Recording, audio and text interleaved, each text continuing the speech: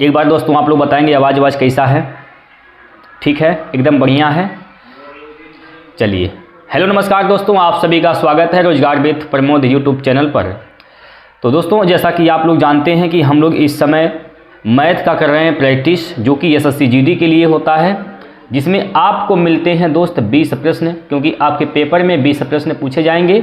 और जो 20 के 20 प्रश्न होते हैं साथियों, वो होते हैं प्रीवियस ईयर के।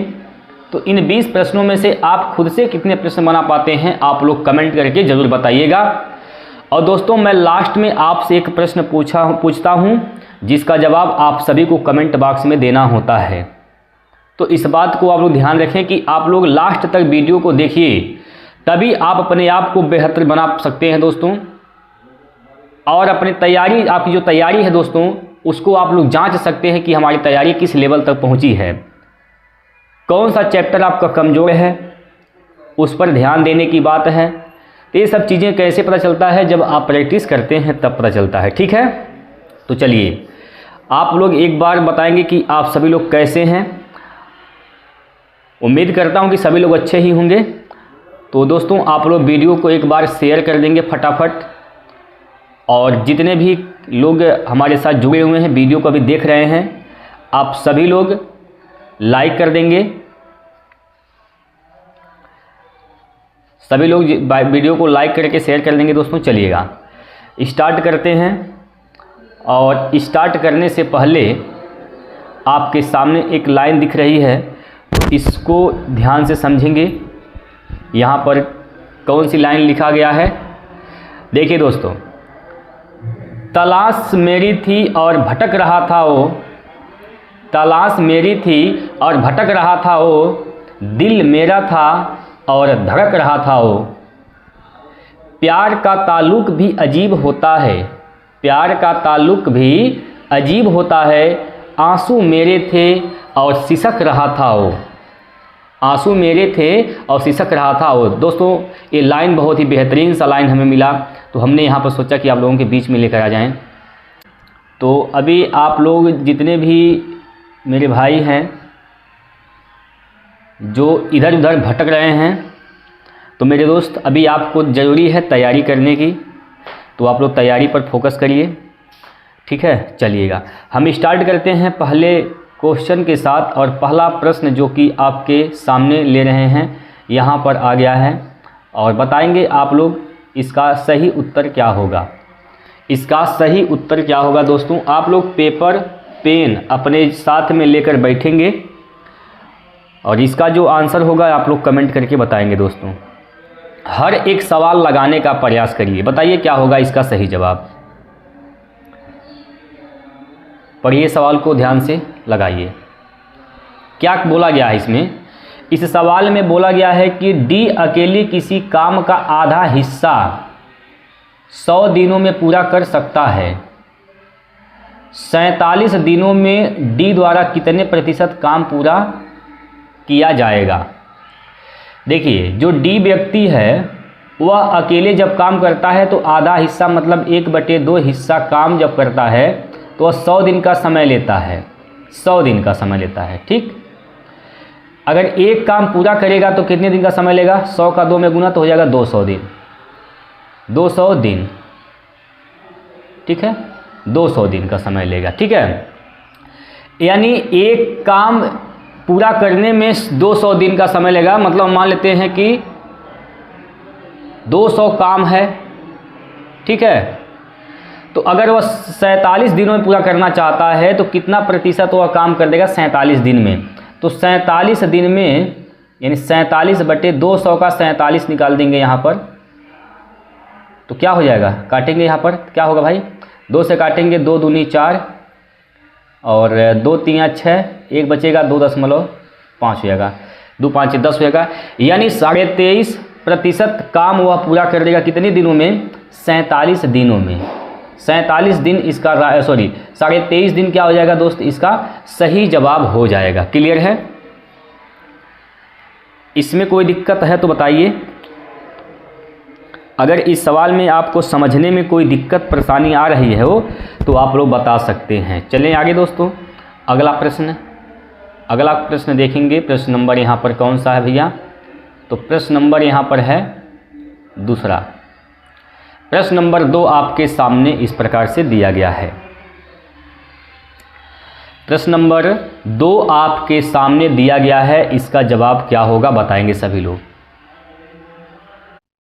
10 लाख की राशि पर 2 वर्ष के लिए चक्रवृद्धि ब्याज और साधारण ब्याज के बीच का अंतर 2401 रुपये है।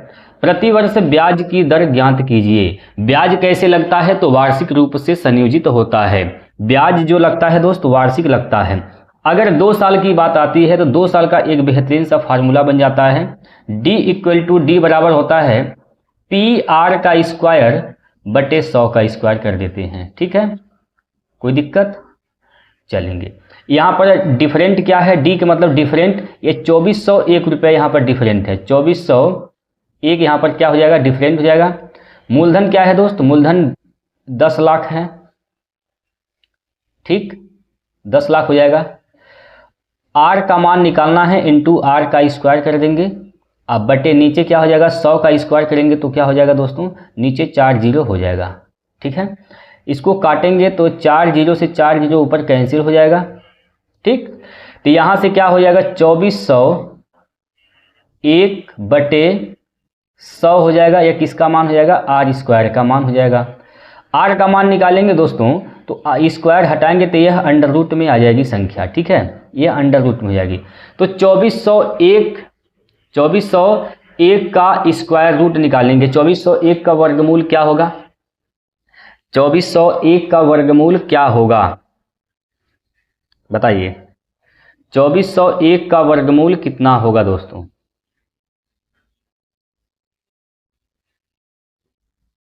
2401 का वर्गमूल क्या होगा दोस्तों। 2401 का वर्गमूल निकालेंगे तो 2401 का वर्गमूल जो होगा वह हो जाएगा 49। क्या हो जाएगा दोस्तों, 49। 100 का वर्गमूल क्या हो जाएगा, नीचे 100 है, 100 का वर्गमूल दोस्त 10 हो जाएगा। भाग देंगे तो क्या हो जाएगा यहाँ पर 4.9%। ठीक है, 4.9% इसका सही आंसर हो जाएगा ऑप्शन नंबर 1। क्लियर है, ऑप्शन नंबर 1 4.9 इस प्रश्न का बिल्कुल सही उत्तर हो जाएगा दोस्तों। कोई दिक्कत परेशानी है तो बताइए। सवाल को समझने में अगर आपको दिक्कत आ रही हो तो आप बता सकते हैं, जहां भी दिक्कत है, जिस लाइन में दिक्कत है बताइए। चलिए दोस्त, अगला प्रश्न बहुत ही बेहतरीन सा प्रश्न है दोस्तों, तो आप लोग लगाने का प्रयास करेंगे। बताइए क्या होगा इसका सही आंसर। प्रश्न नंबर 3, प्रश्न नंबर 3 आपके सामने दिख रहा है दोस्तों, इसका आप लोग आंसर बताइए क्या होगा। क्या बोला गया इस सवाल में, कहा गया कि 1792 रुपए में एक कप बेचकर एक आदमी 12% का लाभ होता है। 1792 रुपये में एक कप बेचता है तो एक आदमी को 12% का लाभ होता है। कह रहा है कि यदि वह इसे 1472 रुपये में बेचता है तो उसे कितने प्रतिशत की हानि होगी। देखिए दोस्तों, 1792 रुपये में जब कप को बेचा है तो उसे 12% का लाभ होता है, मतलब बिका कितने में, 112% पर बिका है। क्लियर है, वो चाहता है बेचना उसको 1472 में। यदि वो उसे 1472 में बेचेगा तो उसको हानि कितने की हो जाएगी, कितने परसेंट का हानि होगा, यह पूछा गया है। तो 1792 का मान 112 है तो 1472 का मान निकाल देंगे। 112 बटे 1792 गुना 1472 ये हो जाएगा। ठीक है, अब इसको काट पीट करेंगे। अगर 100 से ज़्यादा है लाभ होता है, 100 से कम है तो हानि होगा। तो यहाँ पर तो दिया ही गया है कि हानि कितनी होगी, तो यहाँ से 100 से कम ही आएगा। ठीक, यहाँ से 100 से तो कम ही आएगा। तो काटेंगे अगर आप यहाँ से तो कितनी बार में कटेगा, इसको आप काटिए 4 से। 4 से काटेंगे तो क्या होगा, 4 चौको 16, 1 बचेगा, 4 चौको 16, 3 बचेगा, 4 अट्ठे 32। ठीक, अभी भी काटेंगे इसको 4 से, इसको काटेंगे तो 4 तिया 12, 2 बचेगा, 4 छक 24, 3 बचेगा, 4 अट्ठे 32।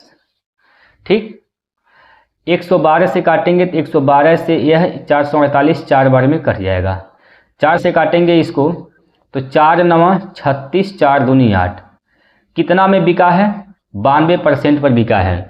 तो कितने का नुकसान हो गया भाई? देखिए 100% कोई चीज़ अपने आप में 100% होती है, 92% पर बिका है तो नुकसान यानी हानि कितने परसेंट का हुआ है? 8% का। तो इसका आंसर क्या हो जाएगा? Option number 1, 8%। क्लियर? समझ में आ गया दोस्तों? चलिए अगला प्रश्न करिए। अगला प्रश्न आप लोग करिए, प्रश्न नंबर यहाँ पर चौथा है। चलिए बताइए बोडमास का नियम लगाना यहाँ पर क्या होगा इसका सही उत्तर?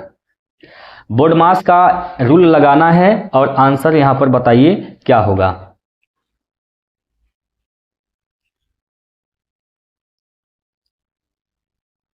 देखिए मित्रों, 85/100/5 प्लस 24 गुना 6 माइनस 122 गुना 3 है। तो सबसे पहले क्या करते हैं? भाग देते हैं। तो यह हो जाएगा 1700 हो जाएगा। फिर प्लस 24 का गुना 6 में 6 चौको 24, हासिल का 2, 6 दूनी 12, 2 14, 144 हो जाएगा। माइनस 22 का गुना 122 का गुना 3 में 3 दूना 6, 3 दूना 6, 3 एकम 3, ये हो जाएगा। ठीक, इसको क्या करिए यहाँ पर जोड़ दीजिए। यहाँ पर जब जोड़ेंगे 144 इसमें जोड़ेंगे तो क्या हो जाएगा? 4 4 8 1, इसमें से 366 घटा देंगे। 366 घटाइए, क्या बचेगा? 14 में से 6 गया तो क्या बचेगा दोस्तों? 8 बचेगा। यानी इकाई का अंक 8 हैगा। ये ऑप्शन नहीं होगा। ठीक है। अब 13 में से 6 घटाएंगे तो 7 6 13 होता है। 7 के बाद 8 के बाद 7 आएगा। 7 में से 3 घटाएंगे दोस्तों, 4 बचेगा। फिर ये 1478 इसका सही उत्तर हो जाएगा। 1478 ऑप्शन नंबर 4, 1478 दोस्तों इसका राइट आंसर है। चौथा विकल्प क्या है इसका? सही है। ठीक है। चलिए अगला प्रश्न,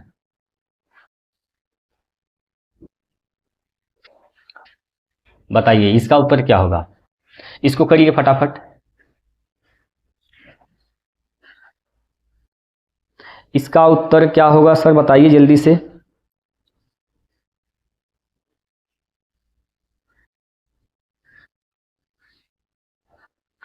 देखिए क्या करना इसमें, दो भाइयों की वर्तमान आयु का अनुपात 11 संबंधित 13 है। एक भाई ए है और एक भाई को बी मान लेते हैं। इनकी जो वर्तमान आयु है वह 11 संबंधित 13 है। वर्तमान आयु 6 वर्ष पहले उनकी आयु का अनुपात क्या था दोस्तों? 4 संबंधी 5 था। तो 6 साल पहले जाएंगे तो -6 करते हैं। ठीक है, -6 करेंगे तो 4 संबंधी क्या था अनुपात? 5 था। 4 संबंधी 5 था। ठीक है, 4 संबंधी 5 था। अब देखिए यहाँ पर लगाएंगे हम लोग लड़ाई कंसेप्ट। कैसे लगाते हैं दोस्तों समझिएगा। 5 का गुना 11 में 11 5 55, 13 का गुना 4 में 13 चौको 52, 52 और 55 का अंतर क्या हो जाएगा? तो 3 हो जाएगा। 3 अनुपात बराबर 6 हो जाएगा। 3 अनुपात का मान क्या हो जाएगा? 6। 1 अनुपात का मान क्या हो जाएगा दोस्तों? देखिए कि 6 कैसे आया है। 4 और 5 का अंतर 1, 1 का गुना 6 में कर देंगे तो 6। 1 अनुपात का मान दोस्तों हो जाएगा 2। 1 का अनुपात का मान 2 हो जाएगा। तो बोला है कि 5 वर्ष बाद उनकी आयु का अनुपात कितना होगा? वर्तमान आयु, ऊपर वाला क्या है? वर्तमान आयु है। ये जो आयु है यह वर्तमान आयु का अनुपात है। तो 1 का मान 2 है तो 11 का मान दोस्त क्या हो जाएगा? 22। और 13 का मान क्या हो जाएगा? 13 दूनी 26, 13 दूनी 26। ये वर्तमान आयु है। 5 साल बाद पूछा है, 5 साल प्लस कर देंगे इसमें। 5 साल ये भी बढ़ेगा, 5 साल ये भी बढ़ेगा। तो क्या हो जाएगा यहाँ से? 22 5 27 और 26 5 31, 27 संबंधी 31 हो जाएगा इसका सही आंसर। ऑप्शन नंबर 3, 27 संबंधी 31। क्लियर? कोई डाउट? समझ में आ गया दोस्तों? चलिए अगला प्रश्न देखिए तब।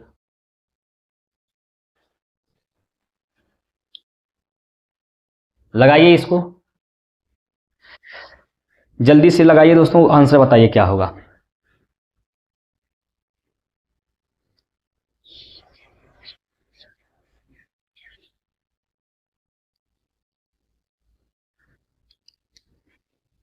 देखिए मित्रों, 17 विद्यार्थियों के औसत अंक 180 थे।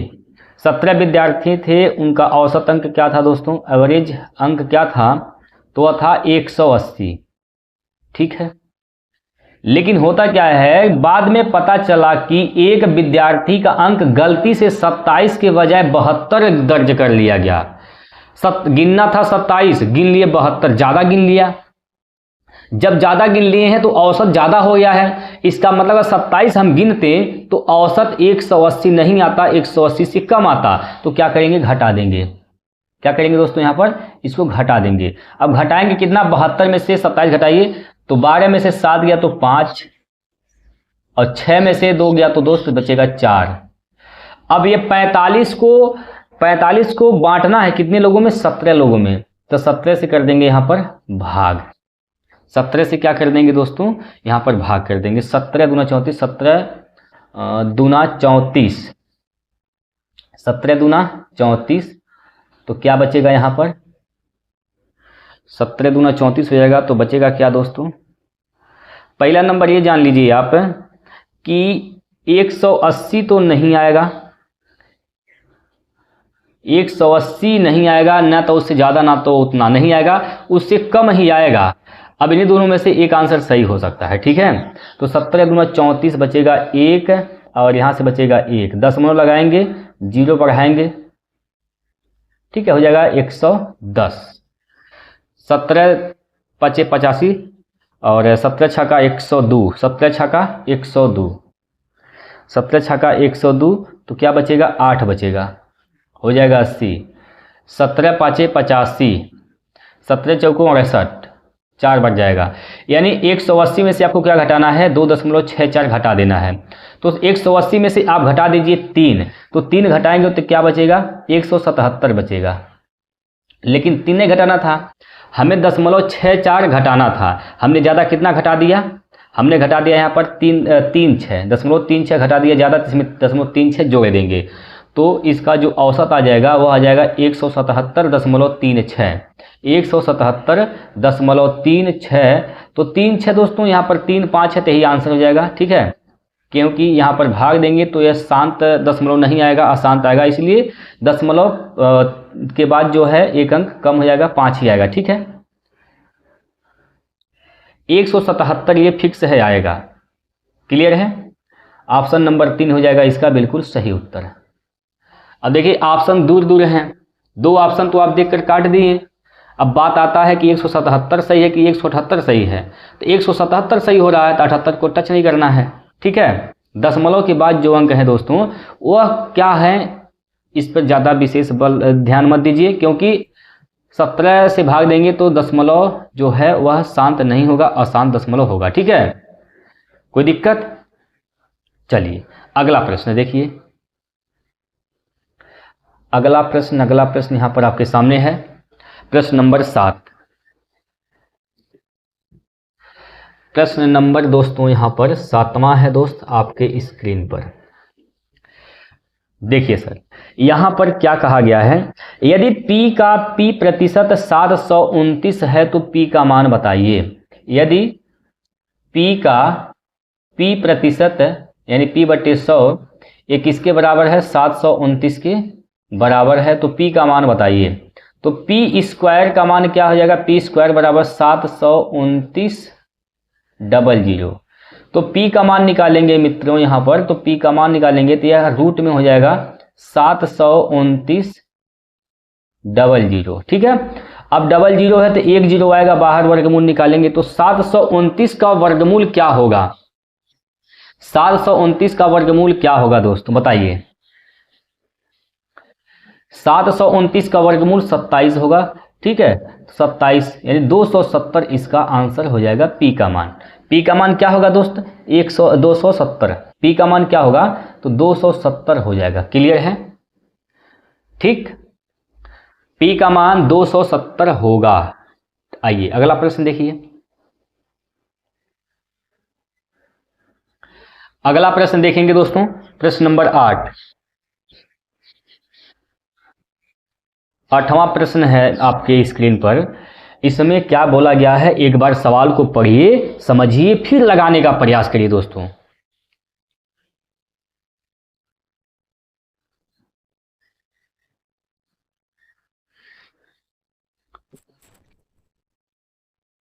देखिए दोस्त, यहाँ पर कहा गया है कि एक समलंब चतुर्भुज की समांतर भुजाएं 15 सेंटीमीटर और 16 सेंटीमीटर हैं और इसका क्षेत्रफल 961 सेंटीमीटर स्क्वायर है, तो समांतर भुजाओं के बीच की दूरी कितनी है? समांतर चतुर्भुज का जो क्षेत्रफल होता है वह होता क्या है दोस्तों? समांतर चतुर्भुज के क्षेत्रफल क्या होता है, इसका एरिया क्या होता है? तो 1/2 समांतर भुजाओं का योगफल, समांतर भुजाओं का योगफल गुना ऊंचाई, समांतर भुजा का योग करेंगे इंटू ऊंचाई करेंगे, हाइट।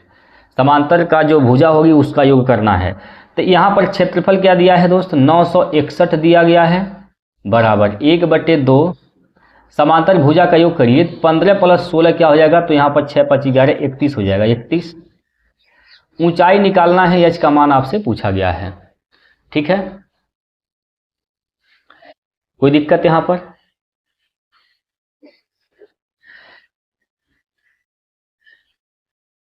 अब इसको काटेंगे अगर आप तो कितनी बार में कटेगा यहाँ पर?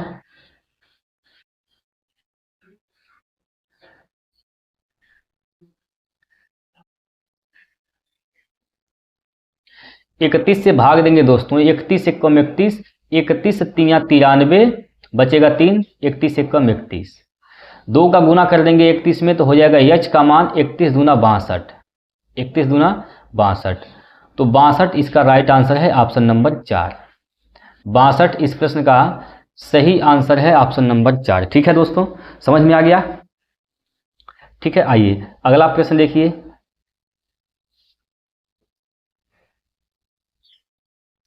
अगला प्रश्न जो है आपके सामने दिया गया है, इसका आंसर बताइए क्या होगा।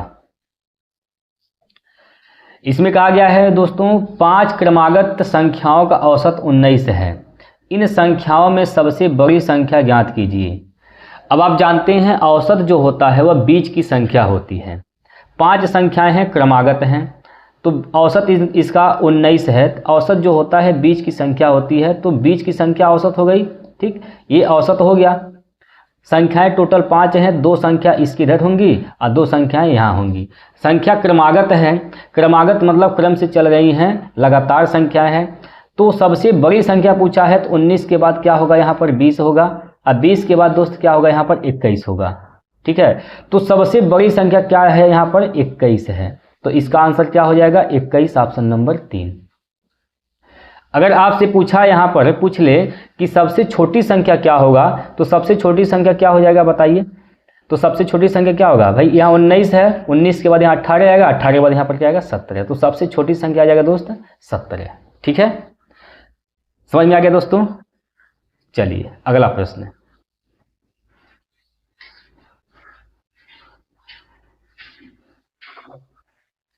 अगला जो प्रश्न आपके सामने दिया गया है, आप लोग बताएंगे, ये बहुत ही बेहतरीन सा प्रश्न है दोस्तों। इसका आंसर बताएंगे क्या होगा? इसका आंसर बताएंगे मित्रों क्या होगा।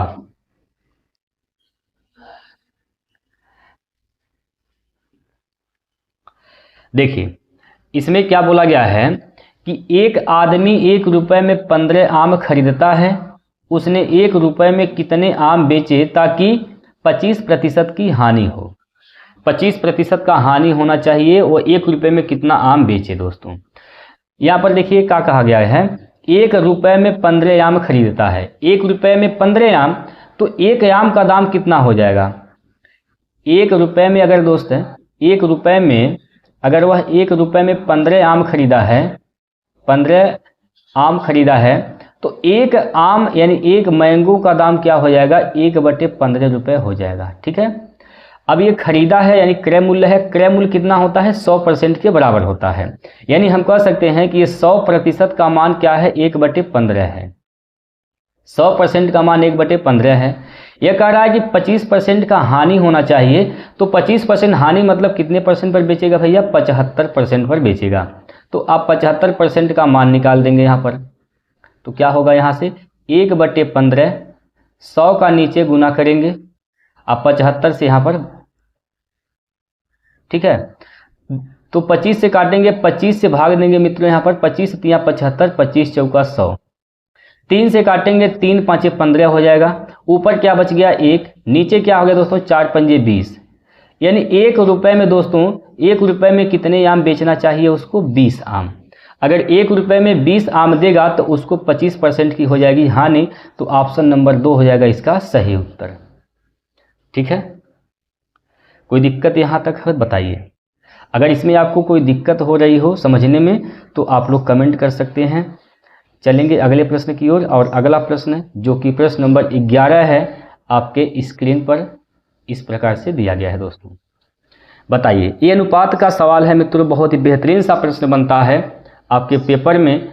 तो इस सवाल को हल करने का जो इसमें कुछ करना नहीं है, बस अनुपात सब दिया गया है, जोड़ना है, बस कुछ नहीं करना है दोस्तों। आप लोग बताएंगे इसका आंसर क्या होगा। आप लोग बताएंगे दोस्त इसका उत्तर क्या होगा। देखिए यहाँ पर अनुपात दे रखा है, g संबंधी h का मान क्या है 3 संबंधी 7 दिया गया है। तो आपसे पूछा क्या है दोस्त, यहाँ पर g संबंधी g प्लस h का मान बताइए क्या होगा। तो g का अनुपात तो 3 है, g का अनुपात तो दोस्त क्या है, g का अनुपात तो 3 है, संबंधी g प्लस h यानी 3 प्लस 7 यानी क्या हो जाएगा 10, यानी क्या होगा इसका उत्तर, इसका उत्तर 3 संबंधी 10 हो जाएगा, ऑप्शन नंबर 3। 3 संबंधी 10 इस प्रश्न का राइट आंसर हो जाएगा। क्लियर है दोस्तों। अभी तक हम लोग 11 प्रश्न कर चुके हैं और 11 प्रश्न में दोस्तों आप बताइए अभी तक कौन सा ऐसा प्रश्न है जो आपके लिए थोड़ा कठिन लग रहा हो, नहीं समझ में आ रहा हो। सभी सवाल आपको समझ में आ रहे हैं तो एक बार दोस्तों इसका PDF प्राप्त करिए वहां से टेलीग्राम चैनल से और उसको हल करिए। जितने भी प्रश्न हैं सभी के सभी जो PDF इसका है टेलीग्राम चैनल पर अवेलेबल है। आप जाइए रोजगार विद प्रमोद टेलीग्राम चैनल, उसको ज्वाइन करिए, वहां से PDF को निकालिए और उसका फोटो कॉपी करवाइए, प्रिंट आउट निकाल के दोस्तों उसको हल करिए, प्रैक्टिस करिए। ठीक है भाई, चलिएगा अगला क्वेश्चन लेते हैं। और अगला जो प्रश्न है वह प्रश्न नंबर है यहाँ पर 12वां। इसका उत्तर क्या होगा बताइए आप लोग।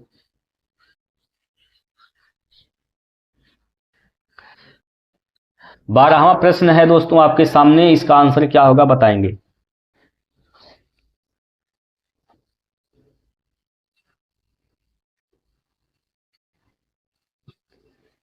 देखिए, किसी राशि पर प्राप्त साधारण ब्याज राशि का 81/100 है, वर्षों की संख्या वार्षिक ब्याज दर के बराबर है, वार्षिक ब्याज दर कितनी है। साधारण ब्याज का फार्मूला क्या होता है, SI बराबर होता है मित्रों, SI बराबर होता है PRT/100, ये फार्मूला होता है। साधारण ब्याज की बात करते हैं तो साधारण ब्याज देखिए 81 बटे क्या लिखा है, 81 बटे यहाँ पर 100 लिखा है। तो साधारण जो ब्याज है वह राशि यानी मूलधन का 81/100 है। तो जो 100 है दोस्त ये हो जाएगा आपका मूलधन और 81 क्या हो जाएगा साधारण ब्याज हो जाएगा। तो साधारण ब्याज यानी SI का मान क्या है 81 है, बराबर मूलधन 100 है, इंटू जो R है वही समय है। तो T की जगह R लिख सकते हैं क्योंकि R यहाँ पर बोला है कि R और T आपस में क्या है दोस्त बराबर हैं। तो T की जगह हम R लिख सकते हैं, तो R इंटू R कर देंगे, बट्टे में हो जाएगा दोस्त यहाँ पर 100। ठीक, 100 से कैंसिल, R स्क्वायर बराबर क्या हो जाएगा 81, R स्क्वायर का मान 81 हो जाएगा। तो R का मान क्या हो जाएगा अंडर रूट में 81 हो जाएगा। 81 का वर्गमूल निकालेंगे मित्रों तो यह हो जाएगा 9। तो रेट कितना लग रहा है, कितना परसेंट की दर लग रहा है यहाँ पर, वह है 9%, ऑप्शन नंबर 3। ठीक है, ऑप्शन नंबर 3 दोस्तों इसका सही उत्तर है। कोई दिक्कत यहाँ पर, समझ में आ गया दोस्तों। अगर समझ में आ गया है तो एक बार वीडियो को लाइक कर दीजिए और कमेंट में Y लिखेंगे, जिनको समझ में आया है Y लिखेंगे एक बार।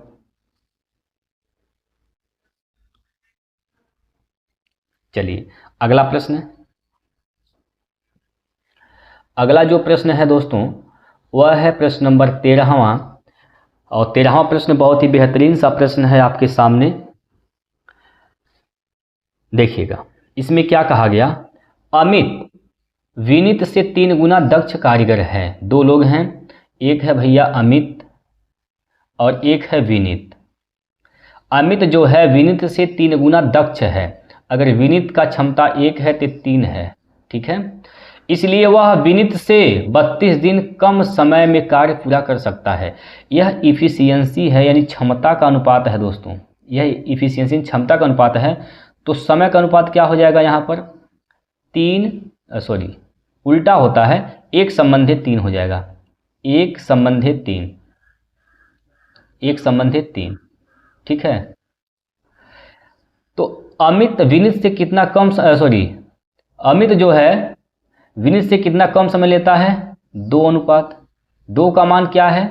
2 का मान यहाँ पर 32 है। तो 1 अनुपात का मान क्या हो जाएगा? 16। 1 अनुपात का मान दोस्त यहाँ पर हो जाएगा 16।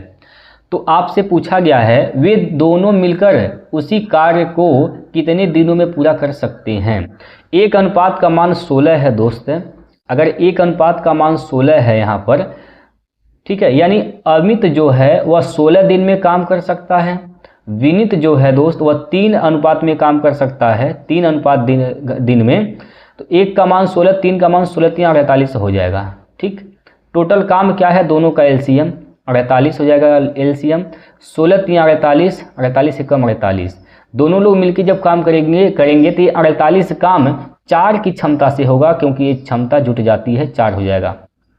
4 की क्षमता से काम करेंगे तो 12 चौक 48, 12 दिन में दोनों मिलकर काम समाप्त कर देंगे दोस्त, ठीक है। 12 दिन में दोनों मिलकर काम को समाप्त कर देंगे। ऑप्शन नंबर 3 हो जाएगा राइट आंसर, ठीक है भाई। कोई दिक्कत है यहाँ पर? बताइए। चलिए अगला प्रश्न देखिए। प्रश्न नंबर यहाँ पर है 14वां। प्रश्न नंबर 14 आपके स्क्रीन पर दिया गया है दोस्तों, और इसका आंसर आप लोग बताएंगे कमेंट करके क्या होगा।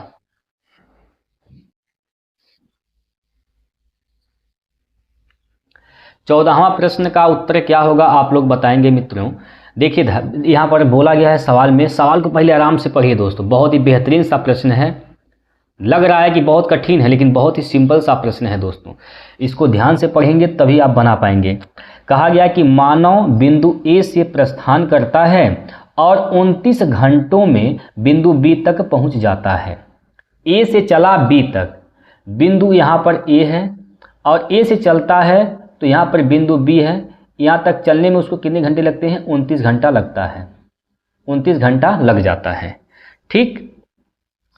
वह 9 किलोमीटर प्रति घंटा की गति से कुल दूरी का 2/9 भाग तय करता है और शेष दूरी 12 किलोमीटर प्रति घंटा की गति से तय करता है।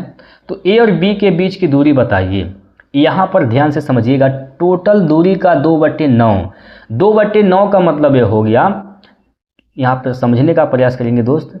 2/9 का मतलब हुआ क्या? यानी जो टोटल डिस्टेंस है वह क्या है? 9 है। इसमें से 2 किलोमीटर दूरी तय किया है 9 के स्पीड से, ठीक। 2 किलोमीटर की दूरी तय किया है 9 की स्पीड से। आप जानते हैं समय बराबर होता है दूरी बटे स्पीड, यानी दूरी बटे चाल। तो यहाँ से इतना समय लगा, 2/9 समय लगा यहाँ पर। कोई दिक्कत बताइए भैया, यहाँ तक कोई दिक्कत है आपको? क्योंकि देखिए टोटल दूरी क्या है यहाँ पर? टोटल दूरी है 9, जिनमें से 2 किलोमीटर चला है 9 किलोमीटर प्रति घंटा की चाल से। तो ये 2 ऊपर हो जाएगा, क्योंकि आप जानते हैं समय बराबर दूरी बटे चाल होता है। दूरी क्या है दोस्त? 2 है, और यहाँ पर चाल क्या है? 9 है, तो नीचे 9 हो जाएगा। प्लस शेष दूरी कितना बचा? टोटल 9 है, 2 चल चुका, अभी 7 बचा है। तो 7, अब जो शेष दूरी बचा है वह चलता है कितने की स्पीड से? तो 12 की स्पीड से। तो नीचे हो जाएगा यहाँ पर 12, ठीक, 12 हो जाएगा। ये इतना समय लग गया। टोटल ये समय किसके बराबर है? तो 29 के बराबर है, 29 के बराबर कर देंगे, ठीक। यहाँ से देखिए दोस्तों, यहाँ से आप समझने का प्रयास करेंगे। जब 12 दूनी 24, क्या हो जाएगा यहाँ पर? 24, और 9 7 63, 9 7 63, 4 3 7, 6 2 8, 87 बट्टे क्या हो जाएगा यहाँ पर? 9 12 नवा 108, 12 नवा 108 बराबर किसके, यह 29 के। 29 से काटेंगे दोस्त, 29 से काटेंगे तो यह 29 तियाँ 87, 3 बार में कटेगा। और इसको काटेंगे 3 से तो 3 तियाँ 9, 3 छक 18, यानी हो गया यहाँ पर 1 अनुपात बराबर 36, इधर चल जाएगा, गुना हो जाएगा तो 1 अनुपात बराबर हो जाएगा दोस्तों, 1 अनुपात का मान हो जाएगा 36। 1 अनुपात का मान 36, एक है क्या, यह एक क्या है, यह है दूरी है। 1 अनुपात का मान 36 है तो टोटल दूरी कितना है, 9 अनुपात है। 9 का मान निकालना है, 9 से कर देंगे यहाँ पर गुना, तो कर दीजिए भैया गुना। तो 9 छक्का 54 के 4 हासिल का 5 और 9 तियाँ 27, 27 5 32, यानी 324 किलोमीटर, 324 किलोमीटर इसका दूरी हो जाएगा ए और बी के बीच का। ठीक है, 324 किलोमीटर। ऑप्शन नंबर कौन सा सही है, दूसरा सही है। दूसरा जो ऑप्शन है दोस्तों वह इसका राइट आंसर हो जाएगा। क्लियर है, कोई दिक्कत परेशानी यहाँ पर है तो बताइए आप लोग। चलिए अगला प्रश्न देखेंगे। यहाँ पर प्रश्न नंबर 15, प्रश्न नंबर दोस्तों 15वां आपके सामने है। इसका आंसर आप लोग करेंगे, क्या होगा इसका सही जवाब बताइए आप लोग। देखिए बोला गया है इस सवाल में, एक शर्ट का अंकित मूल्य 1200 रुपये है, 15% छूट दी जाती है, इस शर्ट का विक्रय मूल्य ज्ञात कीजिए। दोस्तों बहुत ही सिंपल सा प्रश्न, अंकित मूल्य 1200, छूट अंकित मूल्य पर मिलता है, 15% का छूट मिला मतलब बिका कितने में, 85% पर। 85 का गुना कर देना है और 85% का मान निकाल देना है। 2 जीरो से 2 जीरो कैंसिल, 12 पंजे 60 हासिल का 6, 12 अट्ठे 96, 96 और 6 क्या हो जाएगा, 6 6 12 102 हो जाएगा, यानी 1020 हो जाएगा इसका विक्रय मूल्य। Option number 3।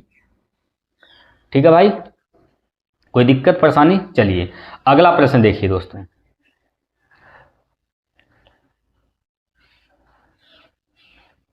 अगला प्रश्न जो कि 17वां प्रश्न है, 16वां प्रश्न है, इसका आप लोग आंसर दीजिए, क्योंकि ऐसा प्रश्न मैं हर एक सेट में लेता हूं। तो अब इसका आप लोग जवाब देंगे कौन सा इसका सही उत्तर होगा। जिनका भी आंसर आएगा उनका नाम लिया जाएगा अगले सेट में। ठीक है, तो इसका आप लोग आंसर करके बताएंगे क्या होगा। चलिए अगला प्रश्न देखिए। अब ये भी वही प्रश्न है दोस्तों, 17वां भी प्रश्न वही है, बोर्ड मास वाले प्रश्न है दोस्तों, सिंप्लीफिकेशन का प्रश्न है। तो इसको भी आप लोग लगा सकते हैं, नहीं लगा सकते, एक बार बताइए, लगा सकते हैं कि नहीं लगा सकते हैं। 2 प्रश्न मैं आप लोगों को लिए दे रहा हूं, इसका भी आप लोग कमेंट बॉक्स में आंसर बताएंगे। सिंप्लीफिकेशन का यह क्वेश्चन है, बोर्ड मास का रूल लगाना है, आंसर देना है कमेंट बॉक्स में। क्लियर है, चलेंगे अगला प्रश्न देखिए। 18वां प्रश्न, प्रश्न नंबर 18। प्रश्न नंबर 18 में दोस्तों क्या कहा गया है, एक बार ध्यान से पढ़ेंगे और आंसर करिए। यहाँ पर क्या होगा इसका राइट आंसर। किसी संख्या को क्रमिक रूप से 40% और 60% बढ़ाने के बजाय 44% घटा दिया जाता है तो परिणामी का मान सही मान का कितना प्रतिशत है। देखिए भैया, यहाँ पर 40% प्लस 60% इंटू क्रमिक रूप से बढ़ाते हैं, यानी क्रमागत चल रहा है। ठीक है, तो 40 गुना 60/100, यहाँ पर क्या हो जाएगा 124, 100 दोस्तों यहाँ पर 24 हो जाएगा, 124 बढ़ा है तो हो गया कितना, 100 था 124 बढ़ गया तो 224 हो गया, 224 हो गया। ठीक है, अब कह रहा है कि 44% घटा दिया जाता है, 44% घटा देंगे अगर तो कितना होगा, 100 था 44 घटा दिया गया, बचा 56। ठीक है, क्या बचेगा दोस्तों, 56 बचेगा। ठीक है, तो 224 का पूछा गया है 56 कितना परसेंट है, देखिए कितना परसेंट है, 7 अठे 56, 7 या 21, 7 दूनी 14, 7 दूनी 14, 8 चौको 32, 4 से काटेंगे 25 बार में कैंसिल, यानी कितना परसेंट है दोस्त, 25% है। Option number 3। ऑप्शन नंबर 3 इसका सही उत्तर है। क्लियर है दोस्तों, समझ में आ गया? कोई दिक्कत हो बताइए। चलिए अगला प्रश्न देखिए दोस्त।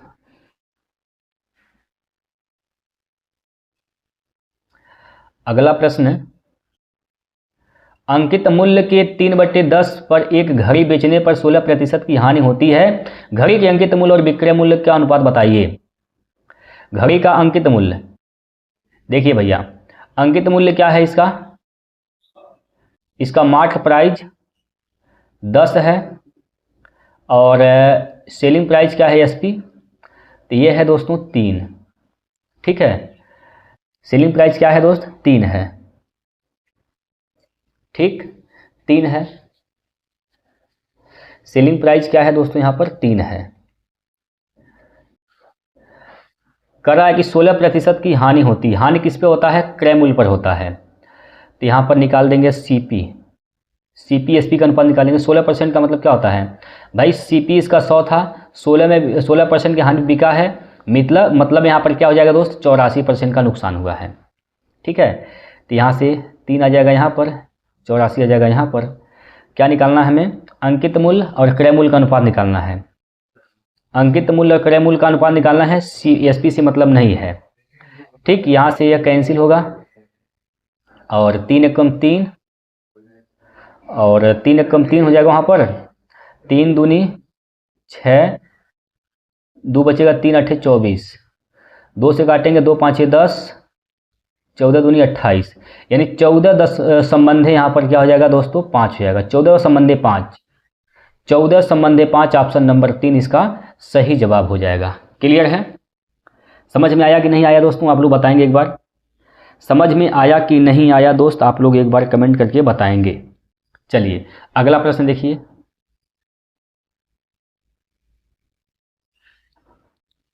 इसका जवाब आप लोग बताइए दोस्तों क्या होगा। ये सब प्रश्न दोस्तों आप लोगों को लगाने के लिए है। ठीक है, आप लोग भी अपना प्रयास करते रहें, लगाते रहें दोस्तों। इसका भी आप लोग 3 सवाल आपको दिए हैं हम बोर्ड मास के रूल पर, तो 3 के तीनों प्रश्न का जवाब दोस्तों हमें चाहिए कमेंट बॉक्स में। ठीक है, कोई दिक्कत? तो ये 20 प्रश्न हम लोग कर चुके हैं आज के सेट का। अब आपका क्या स्कोर रहा है आप लोग कमेंट करके अपना स्कोर बता दीजिए हमें, और वीडियो को लाइक शेयर कर दीजिए सभी लोग दोस्तों। जो लोग पहली बार दिख रहे हैं ना, उन लोग आप लोगों से मैं कह रहा हूँ कि आप लोग वीडियो को लाइक शेयर कर दीजिए और सब्सक्राइब करके आप लोग जुड़ जाइए, इस परिवार का हिस्सा बन जाइए दोस्तों। ठीक, आइए कल का जो सवाल दिया था हमने, तो उसका भी आंसर कर लेते हैं। यहाँ पर कल का जो सवाल था दोस्त, उसका आंसर यहाँ पर क्या हो जाएगा? क्या कहा था यहाँ पर? 30 120 15 का चतुर्थानुपाती निर्धारित कीजिए। चतुर्थानुपाती निकालने के लिए क्या करते हैं? लास्ट के दोनों का गुना करेंगे, 120 का गुना करेंगे 15 में, पहले वाले से दोस्त भाग कर देंगे 30 से, इससे गुना काटेंगे, 3 से काटेंगे, 3 चौको 12, 15 चौको 60, तो इसका चतुर्थानुपाती क्या आ जाएगा दोस्तों? 60 आ जाएगा। यही करना था, आप लोगों ने नहीं किया, या फिर किया होगा तो आंसर कमेंट बॉक्स में नहीं दिया दोस्तों। आप लोग आंसर दे दीजिए कमेंट बॉक्स में, हर सवाल का आंसर देते रहें दोस्त। जो भी सवाल आपको दिया जाता है लगाने के लिए, उसका कमेंट बॉक्स में आंसर दीजिए। ठीक है, कोई दिक्कत परेशानी हो तो आप लोग हमसे कह सकते हैं। आप लोग कमेंट करेंगे, आप लोगों का कमेंट मैं देखता हूं, तो घबराने की आवश्यकता बिल्कुल भी नहीं है दोस्तों। पेपर में प्रश्न ऐसे ही पूछे जाएंगे। यह आज के लिए प्रश्न है, तो इसका जवाब आप लोग कमेंट करके जरूर दीजिएगा। ठीक है, यह आज के लिए प्रश्न है दोस्तों, इसका जवाब आप लोग कमेंट बॉक्स में जरूर देंगे। ठीक है दोस्तों, सवाल कैसा था, सलूशन कैसा था, ट्रिक कैसा था, समझ में आया कि नहीं आया?